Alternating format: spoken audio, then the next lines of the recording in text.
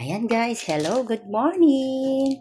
Ito po ang ating isisigang ngayong umaga. Oh, sarap-sarap. Ito yung luya para lang bumango. May kipil tayong sampalok.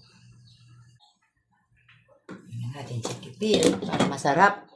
Yan, halo-halo natin para mangamoy sarap. Una tayo guys. Yan natin si fish. Tingin. Maya pala yun. Maya-maya. Masarap. Proban natin. Yan guys, titikman na natin. Oh, very. Nakulo na si fish. Tapos mamaya, lalagay na natin to. Swabe-swabe. Na guys, lagay na natin si sili. Maya-maya. Pero masarap.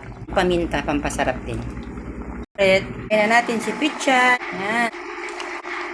Wow, okay na po yan. Kailangan hindi mo overcook ang gulay. So, thanks for watching. Hindi nyo na po makikita yung isda kasi natakloban na ng gulay.